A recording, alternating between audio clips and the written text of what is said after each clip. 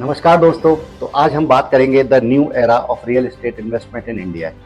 तो जैसे कि हम अ डेकेड बिफोर बात करते थे रियल एस्टेट इन्वेस्टमेंट की, तो वहाँ पे केवल रेजिडेंशियल एंड कॉमर्शियल इन्वेस्टमेंट की ही बात होती थी।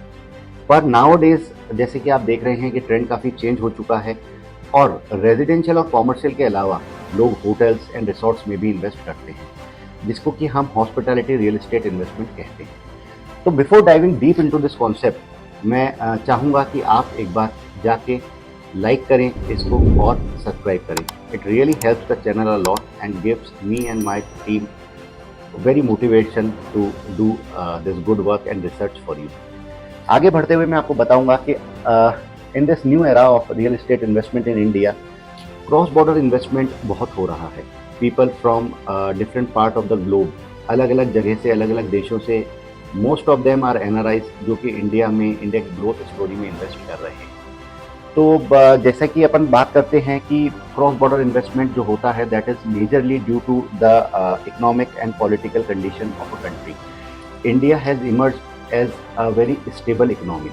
पास्ट अगर अपन 8-10 साल से देखें तो इंडिया एक बहुत ही सेफ जगह है इन्वेस्टमेंट करने की, एंड इंडिया की जो ग्रोथ है वो काफ़ी कंसिस्टेंट है।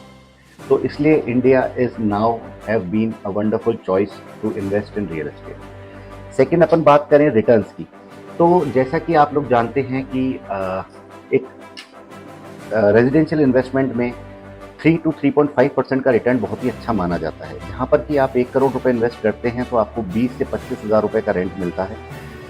सम पार्ट्स में आपको वो 30 से 35 हज़ार तक का भी मिल सकता है। तो that will sum up something around 3 to 3.5% of annual return. वहीं कॉमर्शियल में अगर आप देखेंगे तो आपको 5 से 6% तक का रिटर्न मिल जाएगा। नॉर्मली आप देखेंगे तो 1 करोड़ के इन्वेस्टमेंट पे आपको 30 से 40 हज़ार रुपये तक का किराया मिलता है। बट सम कंडीशंस आजकल जो प्री लीज प्रॉपर्टी चलती हैं, वहाँ पे आपको 50 हज़ार तक भी 1 करोड़ पे जो है वो आरओआई मिल जाता है, जो कि 6% के आसपास सालाना हो जाता है। तो that is again considered as a very good investment. पर अगर आप रिसोर्ट इन्वेस्टमेंट की या होटल इन्वेस्टमेंट की बात करो, तो वहाँ पर आपको मिनिमम 7% से लेके 11% तक की गारंटेड रिटर्न्स मिलते हैं। साथ में कई केसों में जहाँ पे रेवेन्यू शेयर होता है पूरे रिसोर्ट या होटल का, वहाँ पर आप देखते हैं कि रिटर्न्स 12 से 14% तक भी मिल जाते हैं। तो that is the power of investing in this new era of investment. Third, अपन बात करेंगे कैपिटल एप्रिसिएशन। रेजिडेंशियल और कॉमर्शियल में there are a lot of factors जिन पे कि आपकी कैपिटल एप्रिसिएशन डिपेंड करती है। First and foremost is the location, the economic growth, the urbanisation, demand and supply of that particular location.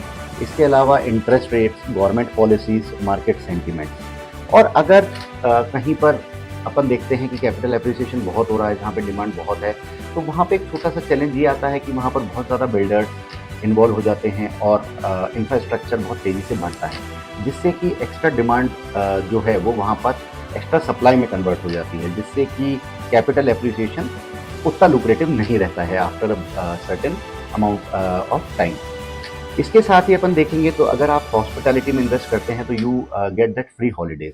आजकल हर परिवार साल में 1 या 2 बार बाहर घूमने, छुट्टियां मनाने जाता है, जो कि एक नॉर्मल कल्चर हो गया है आजकल इंडिया में भी।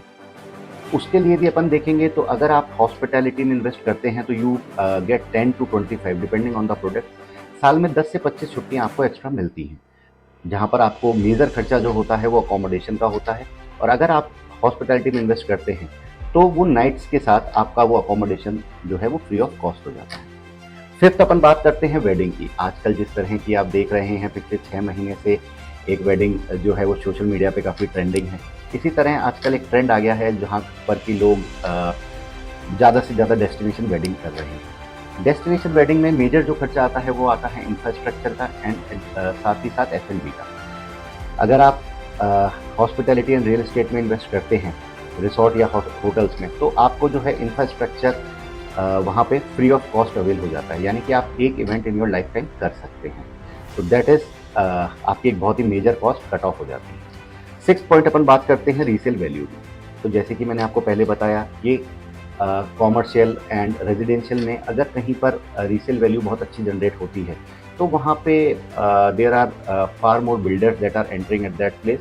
और धीरे धीरे ओवर सप्लाई की वजह से वहाँ पे जो है कैपिटल एप्रिसिएशन या रीसेल वैल्यू उसकी कट ऑफ होती जाती है, क्योंकि नए प्रोजेक्ट्स वहाँ पे नए कस्टमर्स को ऑफ़र किए जाते हैं। तो पर यहाँ पर अगर आप हॉस्पिटैलिटी या होटल रियल एस्टेट में इन्वेस्ट करते हैं, तो यू विल फाइंड कि अगर एक होटल अच्छी तरीके से मैनेज्ड है और वो चल रहा है, तो वहाँ पर और कोई चैलेंज नहीं आता है। और जहाँ पर कि परसेंटेजेस में रियल एस्टेट में पैसा बढ़ता है 10, 20, 50%, यहाँ पे आपका जो पैसा है वो मल्टीपल इन एक्सेस बढ़ जाता है। यानी 1 करोड़ का इन्वेस्टमेंट आप देखेंगे तो 3 करोड़, 4 करोड़ तक भी रीसेल हो जाता है इन सब केसेस। तो that is the power of the new era investment in India and in real estate. So I hope कि आपको ये इन्फॉर्मेशन बहुत ही अच्छी लगी होगी। Please go hit the like and subscribe button. Thank you very much.